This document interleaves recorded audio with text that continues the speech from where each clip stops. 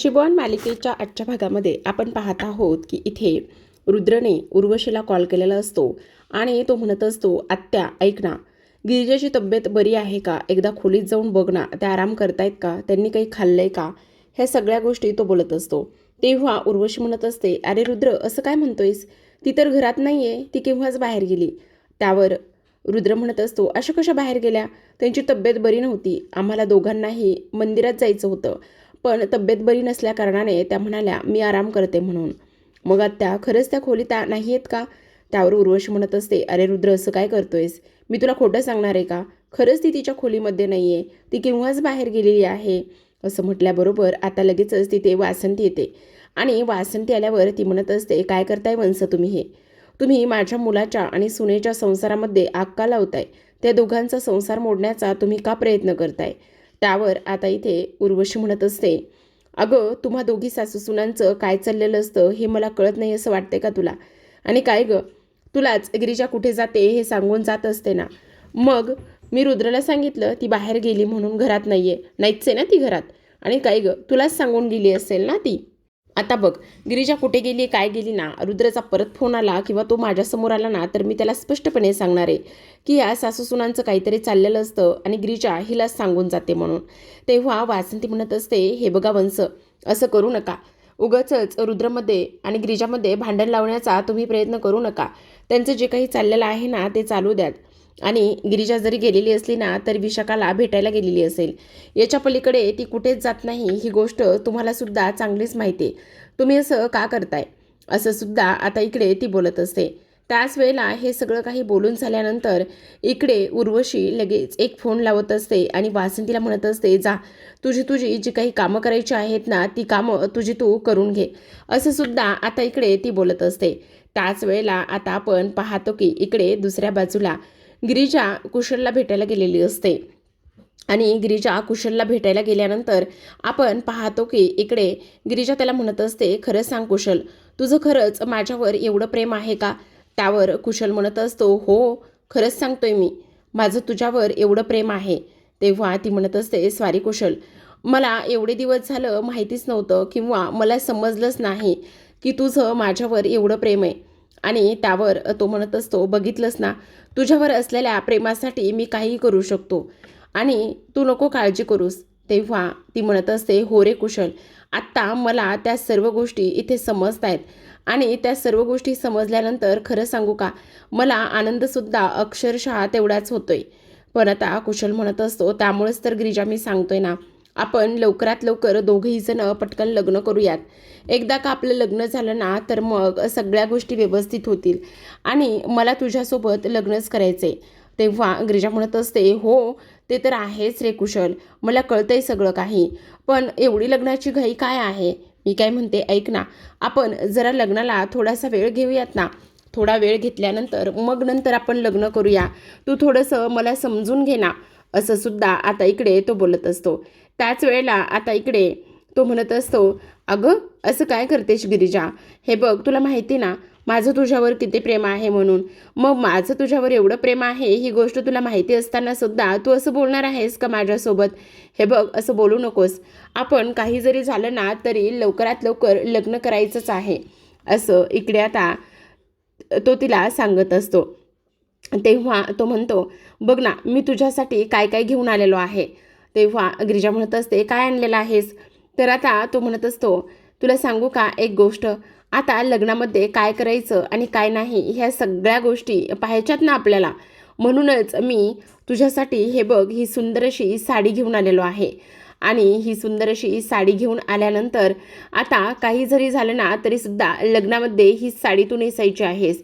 तेव्हा गिरिजा म्हणत असते, अरे वा कुशल, तू तू ही साडी माझ्यासाठी आणलीस. खरं सांगू का कुशल, तुला खरं तर मला ना ह्या साडीचा रंग आणि हे सगळं फार आवडले. खरंच सांगते, मला ना ही अशी साडी आणि त्याचबरोबर हा रंग फार आवडतो. तू काळजी करू नकोस, मी हीच साडी लग्नामध्ये नेसेल, असं इकडे ती बोलत असते. खरंच तुला ना इथे माझ्या ह्या सगळ्या गोष्टी किती आणि कशा समजतायत रे, खरंच मला तर ना इकडे फार आनंद झाला आहे, असं सुद्धा आता इकडे ती बोलत असते. तर आता आपण पाहतो की इकडे लगेचच जो काही रुद्र आहे तो तिथे आलेला असतो आणि रुद्र ह्या सगळ्या गोष्टी तो ऐकत असतो. कारण इकडे उर्वशीनेच रुद्रला कॉल करून सांगितलेलं असतं. आता रुद्र पाठमोरा उभा असतो आणि तो सगळं काही ह्या दोघांचं बोलणं ऐकत असतो. तेव्हा तो म्हणत असतो, तू बघितलंयस ना, तुला हा रंग आणि ह्या सगळ्या गोष्टी आवडल्यात ना. तेव्हा लगेच आता इकडे गिरिजा म्हणत असते, खरंच मला ना हे सगळं फार आवडलंय. तू ह्या सगळ्या गोष्टी अशा पद्धतीने केल्यास ना, त्यामुळे मला तर सगळ्यात जास्त आनंद झालेला आहे, असं सुद्धा आता इकडे ती बोलत असते. त्याचबरोबर आता इकडे आपण पाहतो की तो म्हणत असतो, बरं ऐक ना, आता वेळ अजिबात घालवायचा नाही. किंवा गिरिजा म्हणत असते, हो वेळ तर नाही घालवायचा, पण बघ खरंच सांगू का, मला ना त्या घरामध्ये ना असं घुसमट होत होती. मला असं वाटत होतं की मी कधी एकदाची त्या घरातून बाहेर पडते आणि कधी एकदा त्या घरातून बाहेर पडल्यानंतर इकडे मी खरंच तुझ्याकडे येते आणि ह्या सगळ्या गोष्टी करते, असंच मला काहीसं झालं होतं. खरंच कुशल, तू आलास आणि ह्या सगळ्या गोष्टी झाल्या ना, त्यामुळे मला फार आनंद होतोय. खरंच मला ना तिथे असं घुसमटल्यासारखं होतंय रे त्या खोलीमध्ये, आणि तिथे मला असं कोणीतरी बांधून टाकल्यासारखं होतंय कुशल. खरंच आता तुझ्यासोबत लग्न केल्यानंतर सगळं काही होईल. पण कुशल मला एक गोष्ट सांग ना, तुझ्या मोबाईलमध्ये असलेला तो व्हिडिओ तो म्हणजे खरंच खरा आहे ना रे. तेव्हा तो म्हणत असतो, हो अगदीच खरा आहे. आता तिथून रुद्र निघून गेलेला असतो आणि तुला असं का वाटतंय तो खोटा असेल म्हणून. तेव्हा गिरिजा म्हणते, नाही रे तसं नाही. तर दुसऱ्या बाजूला आपण पाहतो की वासंती विचार करत असते, म्हणत असते, काय करावं काय नाही ह्या गोष्टी मला अजिबात समजत नाहीत. माझ्या मुलीच्या आणि माझ्या लेकाच्या आयुष्यात नेमकं काय वाढून ठेवलंय तेच मला समजत नाही. हे सगळ्या गोष्टी अशा का बरं होत आहेत असं सुद्धा इकडे आता ती विचार करत असते आणि साड्याच्या घड्या घालत असते. वंश तर आता इकडे टपूनच बसलेले आहेत. गिरिजा, तू सुद्धा ह्यावेळेस मला सांगून गेली नाहीस. प्रत्येक वेळी तू मला सांगून जात असतेस, पण ह्यावेळी तू मला सांगून गेली नाहीस. का अशी वागलीस ग गिरिजा? अगं असं करायला नको होतंस, तू मला ताबडतोब सगळं सांगायला पाहिजे होतंस. असं म्हणून आता वासंती साड्याच्या घड्या घातलेल्या असतात आणि त्या साड्याच्या घड्या घातलेल्या न ठेवताच बाहेर जाते. पण लक्षात येतं आणि त्यानंतर साड्याच्या घड्या घातलेल्या हातामध्ये घेते आणि कपाटामध्ये ठेवायला जाते. आता इकडे लगेचच जी काही गिरिजा आहे ती म्हणत असते, बरं ऐक ना, मी आता जाऊ का? म्हणजे मी आता घरी जाते आणि त्यानंतर उद्या आपण हे सगळं काही बोलूयात, सगळं काही डिस्कस करूयात. तेव्हा लगेच आता इकडे ती जात असताना आपण पाहतो की कुशल तिला म्हणत असतो, गिरिजा चाललीस तू? मग तो मोबाईल दे ना माझा. तेवढ्यातच गिरिजा म्हणत असते, तुला काय म्हणायचं नेमकं? त्याच वेळेला आता इकडे कुशल म्हणत असतो, तेच मी सांगतोय गिरिजा, असं काय करतेस? अगं तू माझा मोबाईल घेतलायस ना, तो मोबाईल मागतोय मी तुला, दे ना तो मोबाईल. तेव्हा गिरिजा म्हणते, अरे कुशल असं काय करतोयस? मी कुठे तुझा मोबाईल घेतलाय? नाही घेतला मी तुझा मोबाईल. तुला काहीतरी चुकीचा गैरसमज होतोय.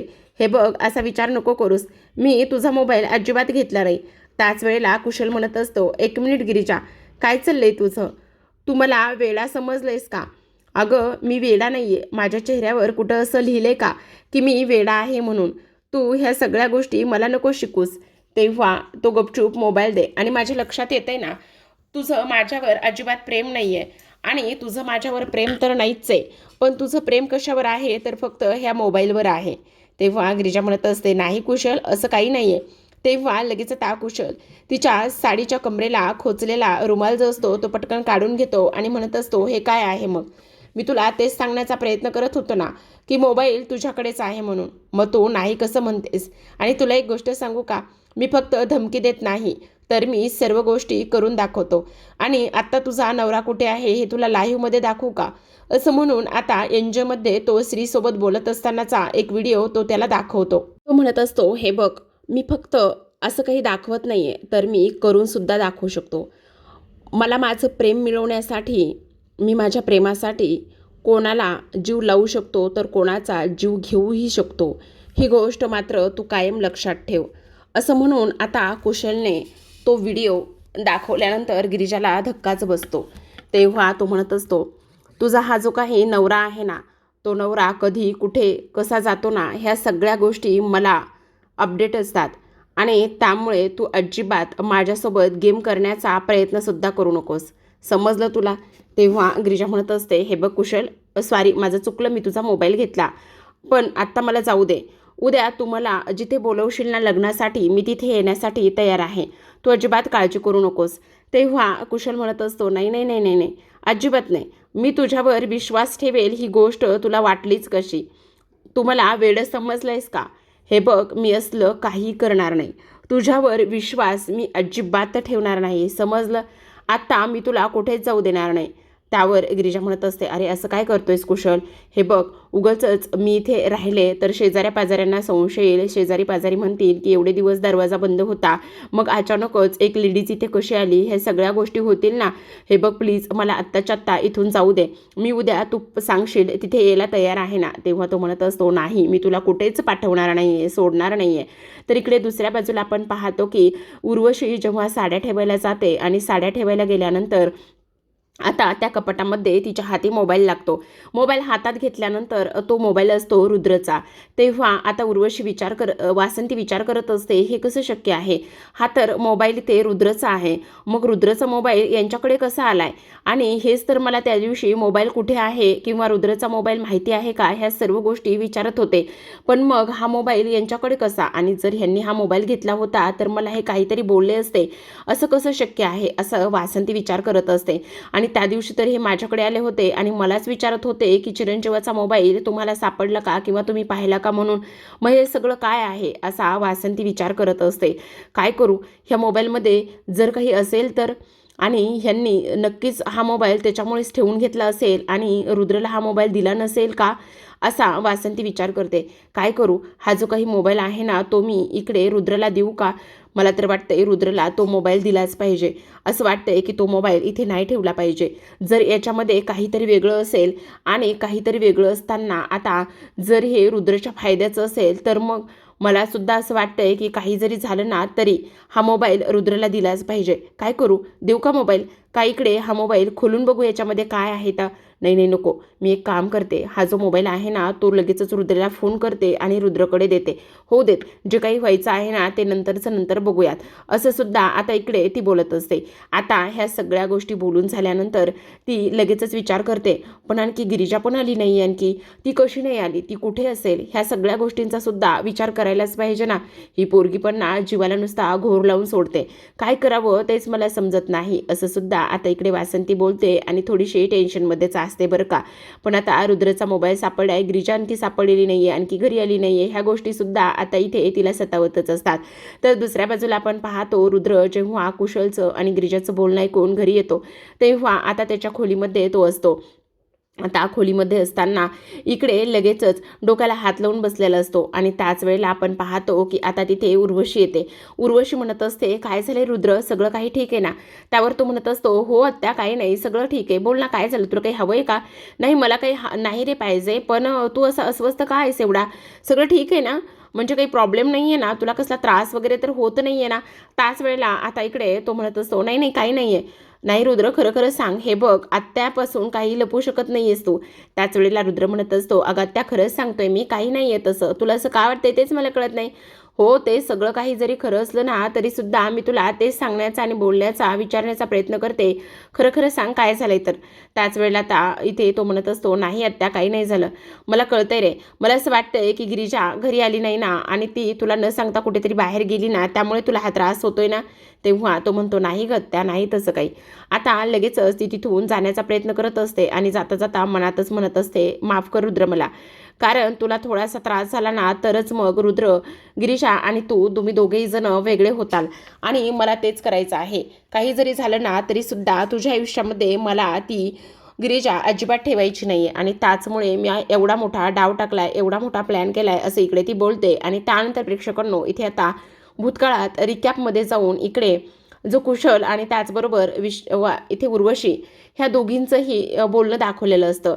आता जेव्हा कुशल हा पोलीस स्टेशनमध्ये जेलमध्ये होता तेव्हा जवळपास 5 लाख रुपयांचा जामीन करून उर्वशीने त्याला सोडलेलं असतं आणि तो म्हणत असतो, मला कळतच नाही बाबा, 5 लाख रुपयाचा जामीन करून मला सोडवलंय. मी एवढा कोणासाठी महत्त्वाचा झालो आहे तेच मला कळत नाही. त्याच वेळेला आता आपण पाहतो की इकडे ती म्हणत असते, कारण मीच तुला सोडवलेला आहे. तुला सांगू का, मला तुझा वापर करून घ्यायचा आहे. कसला? आणि माझा तुम्हाला वापर करून घ्यायचा आहे? या एवढ्या मोठ्या नागेश्वर घोरपड्यांच्या बहिणीने मला सोडवलंय, माझा जामीन केला आहे, म्हणजे नक्कीच काहीतरी वेगळंच असणार आहे बाबा. असा मी त्यांच्या एवढ्या उपयोगीला कसं काय येतोय बाबा? असं कुशल म्हणत असतो. तेव्हा ती म्हणत असते, हे बघ, तुझं गिरिजावर प्रेम होतं ना? तेव्हा तो म्हणतो, होतं काय आहे अजून? मग एकच काम करायचं आहे, दोघांचंही मशन एकच आहे, ते म्हणजे मला गिरिजा रुद्रच्या आयुष्यात नको आहे आणि तुला गिरिजा हवी ना? त्यावर तो म्हणत असतो, अहो पण रुद्र साहेबांच्या आणि त्याचबरोबर रुद्रप्रताप घोरपडेंच्या बायकोला इकडे वेगळं करायचं आणि त्याचबरोबर नागेश्वर साहेबांच्या इथे जबड्यात हात घालायचा म्हणजे? ती म्हणत असते, त्याची तू काळजी करू नकोस, त्या सगळ्या गोष्टी हँडल करण्यासाठी मी आहे ना. तुला फक्त मी म्हणेल तेच करायचं आहे. तुझाही फायदा आहे आणि माझाही फायदा आहे. फक्त मी सांगेल त्यावेळी ते करायचं आहे. त्यावर कुशल म्हणत असतो, आता तुम्ही म्हणताय म्हटल्यावर मी ते सगळं करेलच ना. मला त्या सगळ्या गोष्टीमध्ये काहीच प्रॉब्लेम नाही आहे. पण त्याचं काय आहे ना, तुम्हाला तर गोष्ट लक्षात आलीच पाहिजे ना. म्हणजे आता कोणती गोष्ट करायची म्हटलं तर त्यासाठी पैसा लागतोच ना. त्यावर ती म्हणत असते, माहिती मला पैसा लागतो आणि तू काही बिना पैशाचं थोडीच करणार आहेस, हे सुद्धा मला माहिती ना. मग आता 5 लाख रुपये तुला देऊन सोडवले म्हटल्यावर इथं सुद्धा तुला पैसे देणारच आहे ना मी. असं म्हणून आता लगेचच इकडे हे सगळं काही उर्वशीने घडून आणलेलं आहे ही गोष्ट तर इथे समोर आलेली असते. आणि तेव्हा उर्वशी म्हणत असते, माफ कर रुद्र, मला कळतंय तुला ह्या सर्व गोष्टींचा त्रास होतोय, पण त्या गिरिजाला मला घराबाहेर काढायचं आहे. तुझ्या आयुष्यात मला ती गिरिजा ठेवायचीच नाही आहे. असं इकडे आता लगेचच ती बोलून तिथून निघून जाते. आता कुशल आणि उर्वशीमध्ये अशा पद्धतीचं डील झालेलं असतं. तर इकडे दुसऱ्या बाजूला आपण पाहतो की आता लगेचच कुशल दरवाजा बंद करतो आणि दरवाजा बंद केल्यानंतर गिरिजा म्हणत असते, अरे कुशल, वेडा आहेस का तू? तू असा दरवाजा का बंद करतोयस? हे बघ, प्लीज असा दरवाजा बंद करू नकोस ना. त्याच वेळेला आता कुशल म्हणत असतो, अगं असं काय करतेस गिरिजा? हे बघ कुशल, उगाचच असं करू नकोस. मला घरी जाऊ दे आणि मी अशी अचानक तिथून आलेली आहे म्हटल्यावर सगळ्यांना खूप मोठा प्रश्न पडेल. हे बघ, मी कोणाला काही सांगून नाही आलेले, प्लीज मला जाऊ दे आणि तू उद्या मला जिथे बोलवशील त्या ठिकाणी मी येईल ना. प्लीज आत्ता मला इथून जाऊ दे ना. असं सुद्धा आता इकडे ती बोलत असते. त्याच वेळेला कुशल म्हणत असतं, नाही नाही नाही नाही नाही नाही, अजिबात नाही. तुझ्यावर मी विश्वास ठेवेल असं तुला वाटतंयच कसं? मी तुझ्यावर विश्वास ठेवणारच नाही आहे. आणि तुझ्यावर मी का विश्वास ठेवू? हे बघ, काही झालं तरी मला आता रिस्क अजिबात घ्यायची नाही आणि मी घेणार सुद्धा नाही आहे रिस्क. वेडी आहेस का तू? अरे कुशल, असं काय करतोयस? नको असं करू. हे बघ गिरिजा, आता तू इथेच माझ्यासोबतच राहणार आहेस. आणि तेव्हा लगेच आता गिरिजा म्हणत असते, हे बघ कुशल, जर तू असं करायला लागलास ना तर मग गाठ माझ्याशी आहे. मी आरडाओरडा करेन, शेजाऱ्या पाजाऱ्यांना बोलवून घेईल आणि मग तुझ्यावर पुन्हा काय होईल? त्यावर तो म्हणत असतो, हो मी वेडा आहे का? आता तुला जर इथून सोडलं ना तर तू पोलीस स्टेशनला जाशील आणि सांगशील की कुशलच्या मोबाईलमध्ये माझ्या बाबांना मारल्याचे सगळे पुरावे आहेत. मग पोलीस येतील आणि मला परत घेऊन जातील, परत खडी फोडायला पाठवतील. एवढं तर मी हुशार आहे आणि तू किती हुशार आहे हे मला चांगलं माहिती. हे बघ कुशल, तू माझ्याजवळ येऊ नकोस हां. हे बघ कुशल, मी आरडाओरडा करेन, सगळ्या शेजाऱ्या पाजाऱ्यांना बोलून घेईल, मला सोड. त्याच वेळेला आता इकडे लगेचच जो काही कुशल आहे तो शांत बसत नाही आणि तो लगेच आता इकडे जी काही गिरिजा आहे त्या गिरिजेच्या तोंडाला रुमाल बांधतो आणि गिरिजेच्या तोंडाला रुमाल बांधून तो तिला शांत करण्याचा प्रयत्न करत असतो. तर इकडे रुद्र फार जास्त टेन्शनमध्ये असतो.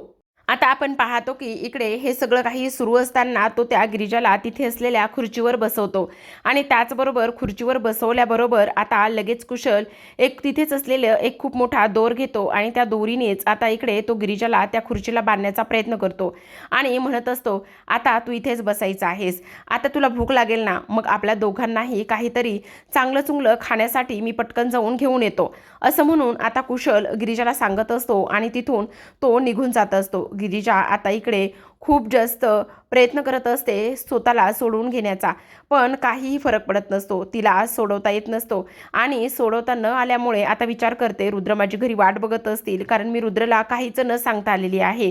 काय करू? कुशलने माझ्यासोबत असा गेम केलाय, असा विचार गिरिजा करते. तर आता आजच्या भागामध्ये एवढंच. उद्याचा भाग फार इंटरेस्टिंग आहे.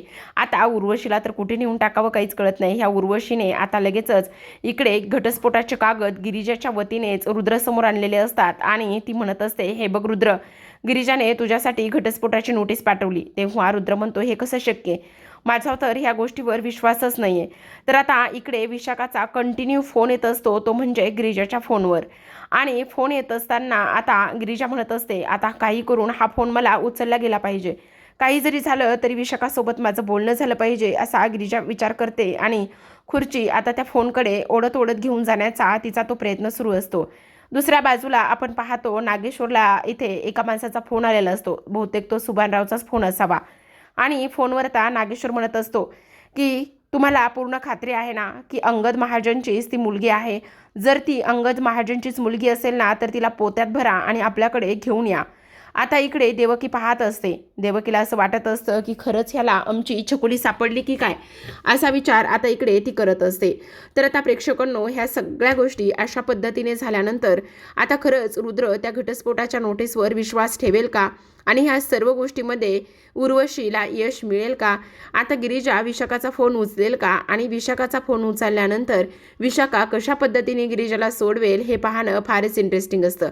तर पाहत राहा नशीबवान. भेटूयात उद्याच्या भागामध्ये. तोपर्यंत धन्यवाद.